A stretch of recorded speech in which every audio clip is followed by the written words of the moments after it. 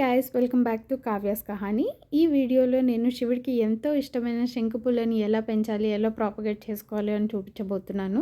అంతేకాదండి, వీటికి చాలా మెడిసినల్ యూజెస్ కూడా ఉన్నాయి. అలాగే బ్లూ టీ అని చెప్పి ట్రెండ్ అవుతుంది కదా, నేను దాని మీద వేరే షార్ట్ చేస్తాను.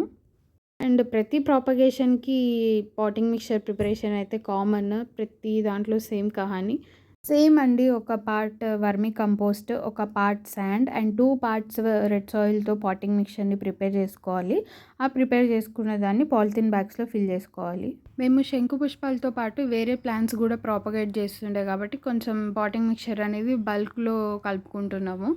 అండ్ మనకి శంకు పుష్పాలకు వచ్చేసి పాలిథిన్ బ్యాగ్ని హాఫ్ కంటే ఎక్కువ ఫిల్ చేయాలి, అంటే 3/4 పార్ట్ ఫిల్ చేసుకోవాలి. ఇట్లా మాకు కావాల్సినన్ని బ్యాగ్స్ అయితే మేము ఫిల్ చేసి పెట్టుకున్నాము. మీ అందరికీ శంకుపూల చెట్టు తెలిసే ఉంటుంది. ఇక్కడ కనిపిస్తుంది కదా, దీనికి డిఫరెంట్ కలర్స్ ఉంటాయి. కొన్నిటికి వైట్ ఉంటుంది, కొన్నిటికి పర్పుల్ ఉంటుంది, ఇంకా డిఫరెంట్ కలర్స్ కూడా ఉంటాయి. పింక్, అట్లా డిఫరెంట్ షేడ్స్ ఉంటాయి అన్నమాట. కలర్ అనే కాదు, ఫ్లవర్ పెటల్స్ కూడా డిఫరెంట్గా ఉంటాయి. కొన్ని ఏమో డబుల్గా వస్తాయి అన్నమాట. ఇక్కడ చూస్తున్నారు కదా, ఇది డబుల్ శంకుపూలు, అంటే 2 లేయర్స్ లాగా వస్తుంది. ఫస్ట్ ఒకటి, లోపల ఒకటి. ఇది వచ్చేసి సింగిల్ది, సేమ్ కలర్ అయితే సేమ్, కానీ ఇది సింగిల్ అనమాట. అండ్ ఇది కూడా డబల్ శంకుపూల చెట్లే అనమాట. చాలా పూలు పూస్తాయి. మనం ఒకసారి మంచిగా పెరిగితే కనుక చాలా పూలు అయితే ఇస్తాయి రోజు. ఈ పూలను మంచిగా ఎండబెట్టి వీటితోటి బ్లూ టీ తయారు చేసుకోవచ్చు. ఈ పూల నుండి మనకు పాట్స్ వస్తాయి. ఫస్ట్ స్టార్టింగ్లో గ్రీన్ కలర్ పాట్స్ ఉంటాయి, తర్వాత అవి బ్రౌన్ కలర్లోకి మారుతాయి. లాస్ట్ మంచిగా ఎండినాక అవి బ్లాక్ కలర్లోకి మారుతాయి.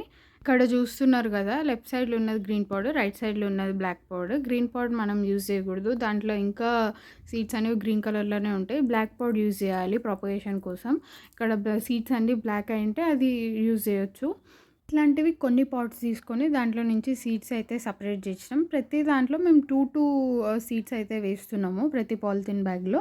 ఈ సీడ్స్ని మనం మరీ లోపలికి పెట్టొద్దు, అట్లని బయటికి కూడా పెట్టొద్దు, సీడ్ మొత్తం కనిపించేటట్టు.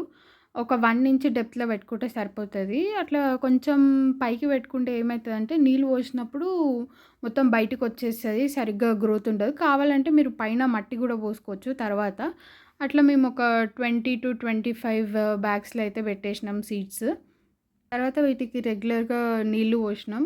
వితిన్ ఒక 2 డేస్లో మాకు మొలకలు వచ్చేసినాయి మంచిగా బయటికి. అండ్ ఒక 1 వీక్ టైంలో మాకు ఇట్లా మంచిగా వచ్చినాయి, మొత్తం మంచిగా పెరుగుతున్నాయి. వీటిని ఇట్లనే కొంచెం పెరగనిచ్చిన తర్వాత బయట నాటుకొని ఏదైనా సపోర్ట్ ఇస్తే మంచిగా అల్లుకుంటాయి. ఆ యూనిట్లో శంకు పుష్పాల మొక్కలు అండ్ సీడ్స్ 2 అవైలబుల్ ఉన్నాయి. మీకు ఎవరికైనా కావాలి అంటే కింద పిన్ కామెంట్లో నేను మీకు నెంబర్ ఇస్తాను, దానికి మీరు కాంటాక్ట్ అవ్వచ్చు. అంతే గైస్, ఈ వీడియో కనుక మీకు నచ్చినట్టయితే లైక్ చేయండి, అండ్ ఎవరికన్నా యూజ్ అవుతుంది అంటే షేర్ చేయండి. అంతే, బాయ్.